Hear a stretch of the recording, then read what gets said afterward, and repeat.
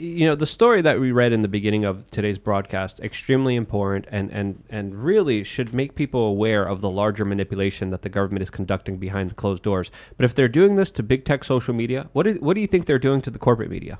What do you think? I'll tell you. Yeah. You may think your favorite reporter is actually a CIA agent or an FBI agent or the DHS. No. That's not how it works.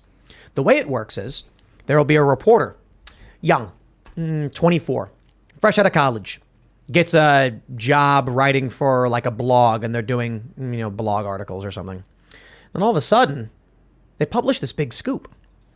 Their bosses are like, whoa, how'd you get this story? And say, I have a source. Within a few years, they go from having only a few thousand followers on Twitter to reporting on major breaking stories about Russia, about social media manipulation, Russian disinformation, seemingly just dumping evidence appearing on MSNBC and these other channels. All of a sudden, they say, look, we know that Donald Trump did this, that, and this, fueling the Russiagate narrative. The reality is, there's a young journalist who is stupid, and government actors and agents say, hey, I'm going to be a source for you. Take a look at this story. And then the young journalist gets all excited.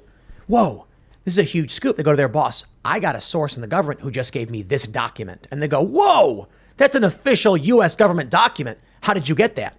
I have a source. How much money do you want? Next thing you know, they're being put on TV. They're getting a big salary bump. And they're major stars in news organizations. Why?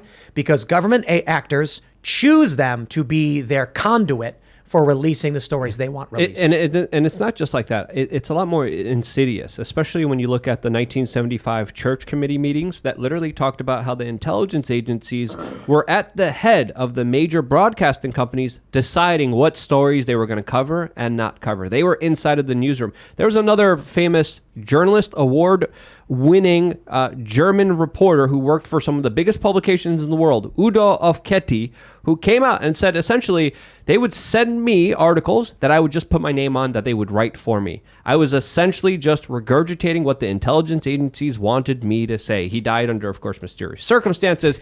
But again, this shows you that the government has the corporate media, and it's obvious. You look at their reporting, it's not reporting, it's just an establishment press release. They're not reporting on anything. They're essentially trying to set up mind control in a way that works to their benefit. And that is clear as day when you watch the corporate media. It's not as clear on social media, but it's becoming clearer by the day, especially with the big reveal that we just found out about today when it came to the DHS.